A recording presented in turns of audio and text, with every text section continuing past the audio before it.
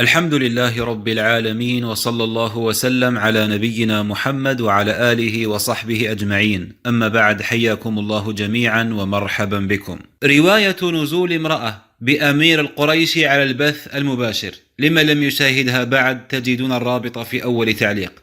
هذا المقطع الذي تصلني عنه البلاغات يوميا وقد يحذف في أي لحظة. قد شاهد آلاف الناس زوجة أمير القريشي بملابس فاضحة. قد يقول قائل: وما الضير في ذلك؟ ربما مجرد خطأ ظهرت بدون قصد، وهي زوجته وفي بيتها فلها أن تلبس ما تشاء. والإشكال ليس هنا، الإشكال أن في الغرفة التي يصور فيها حمير القريشي هناك رجال أجانب. شيء مو طبيعي. وقعة تاريخية رهيبة. عمر ميت شنو ايه؟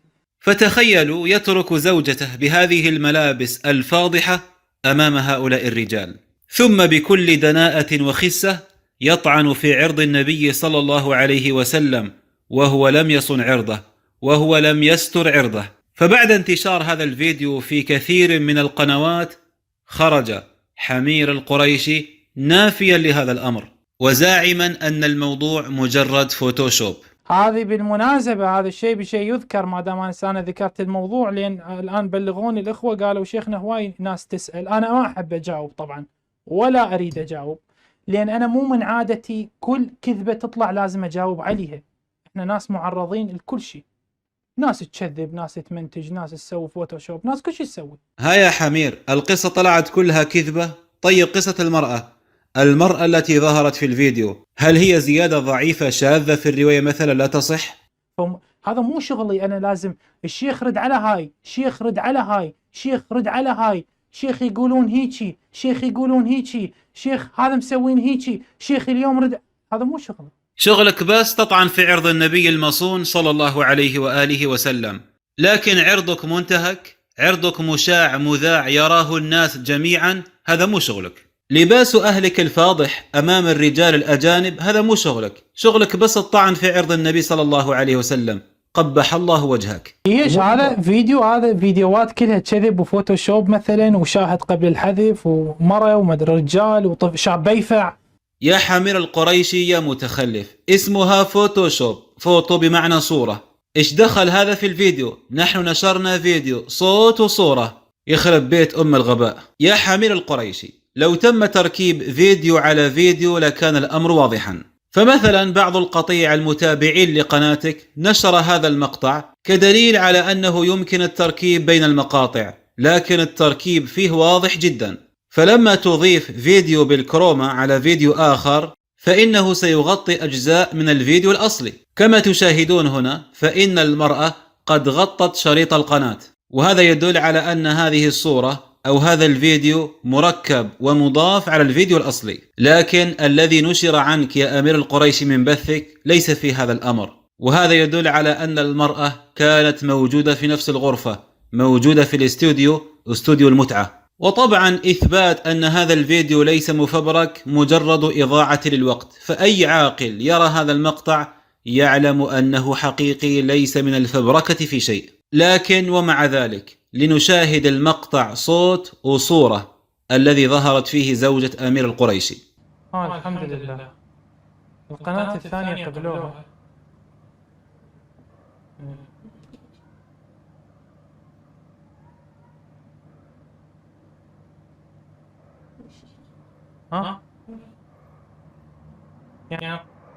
فواضح جدا أنه مو تركيب. تكلمت بصوتك معها يا حمير. وحتى تعليقات الشيعة الذين كانوا يشاهدون البث منصدمون مما رأوا. فكيف يعقل تركيب أو فوتوشوب كما تقول في بث مباشر؟ تضحك على مين يا حمير القريشي؟ وليس هذا فقط، بل هناك مقطع آخر تكلم أيضا فيه هذه المرأة، لنشاهد. طيب يا عشت ايدك لازم اي يا ما يحتاج تسدي الباب اذا ما يطلع صوت. لا تسدي الباب، بس شنو دير بالك هذا ابقى دوسي بيه وسدي حتى ما ينجر ينقطع علي.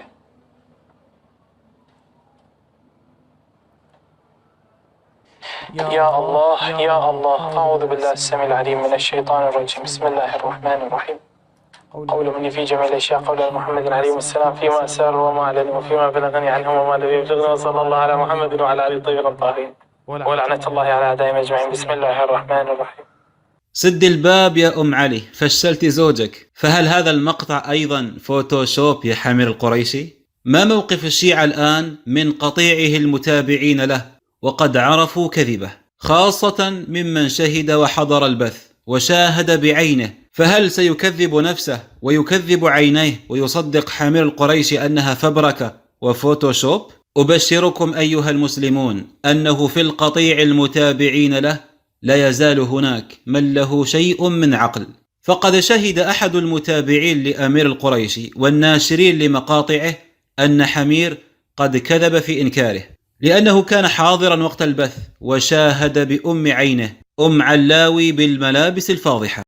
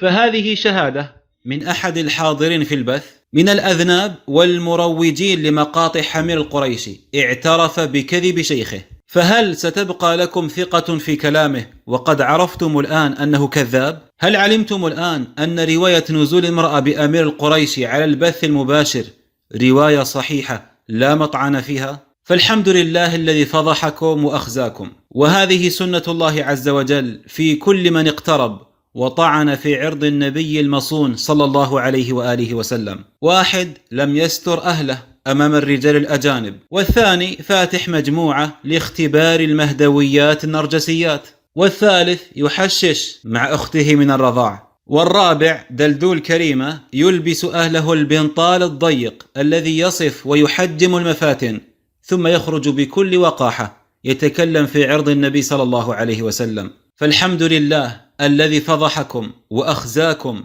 وجعلكم عبرة لمن يعتبر.